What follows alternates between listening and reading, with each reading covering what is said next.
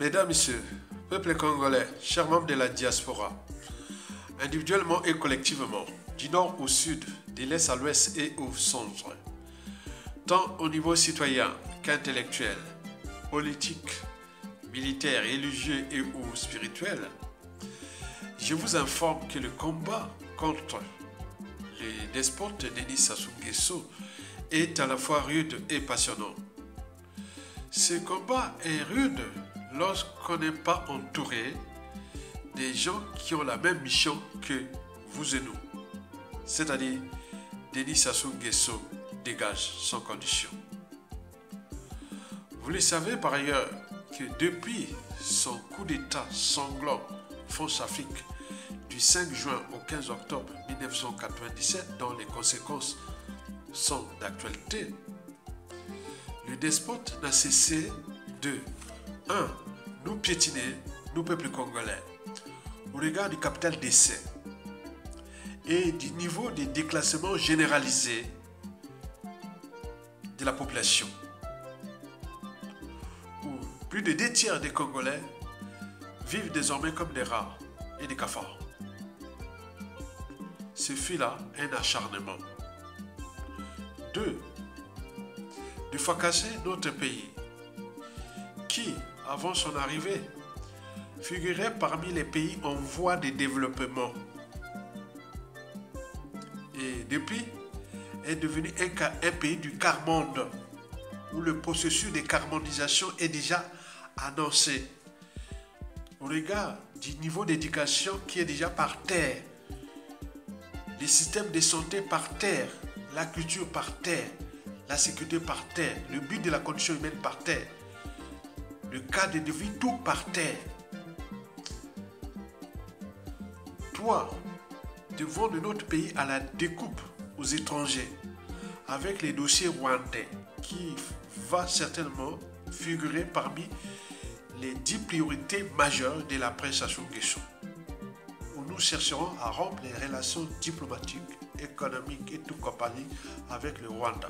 Juste d'abord à traiter cette affaire-là. Donc cette affaire ne sera pas traitée, nous n'aurons plus de relations diplomatiques, économiques et autres. Vous le savez très bien que le Congo va rompre unilatéralement les relations diplomatiques avec le Rwanda tant qu'on n'aura pas trouvé cette solution. Donc c'est un dossier en dormance. Quatrièmement, il n'a cessé de protéger et garantir les intérêts étrangers contre les intérêts de nos peuples congolais.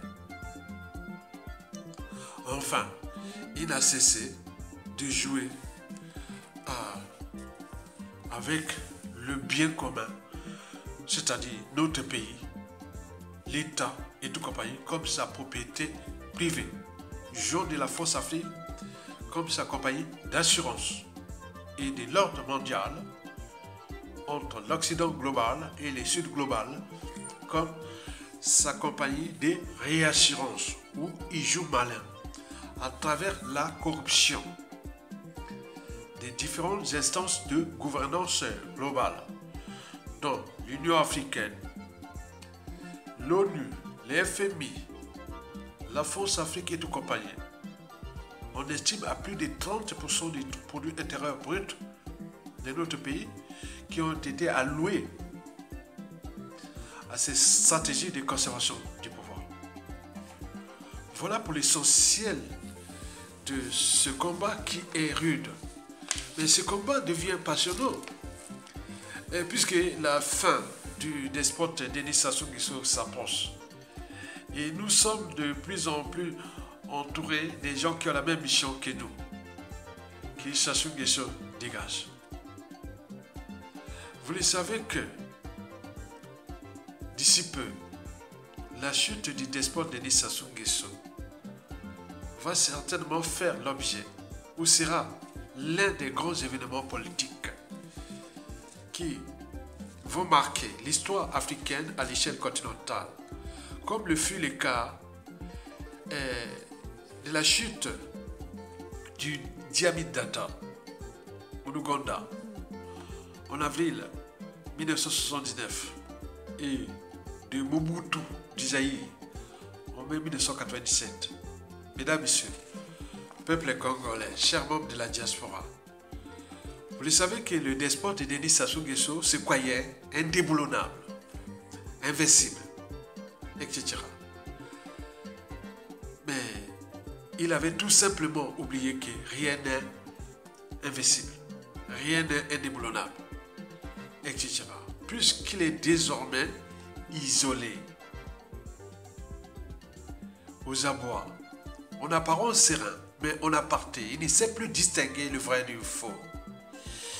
Il est, selon nos sources embarquées auprès du despote, celle-ci nous informe régulièrement que le despote Denis Sassou Nguesso est devenu parano. Il voit les diables partout, la main noire partout, les ennemis partout. Exactement comme au temps de la fin d'Adolf Hitler entre 1944 et 1945 et de Mussolini en Italie.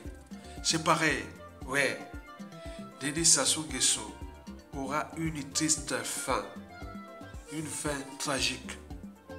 Mesdames, Messieurs, peuple congolais, nous le savions qu'on ne joue pas au dictateur sans argent. On ne fait pas dissocier sans argent. Nous avons tout essayé au niveau politique contre le coup d'état constitutionnel. Sassou Nguesso était passé comme la lettre à la poste. On a essayé un peu de l'empêcher à travers contre ces hold-up électoraux sans fin. Ça se fait toujours passer comme la lettre à la poste, en utilisant les moyens de l'État, comme les moyens de répression et autres. Mais là, on a trouvé les stratégies nouvelles pour les déposer. Donc on ne joue pas au dictateur sans argent. Et là, nous sommes partis d'un processus qui va jusqu'à le faire tomber. Je ne sais pas comment va-t-il jouer au dictateur d'ici décembre et au-delà, puisqu'il n'aura plus d'argent. Tous les circuits sont en train d'être bloqués. Donc nous sommes là comme il y a une main noire. Même de ses anciens parrains, France Afrique, ils n'en veulent plus des Sassou. Et c'est bien comme ça. Likez, partagez et soutenez la résistance. Tokolonga.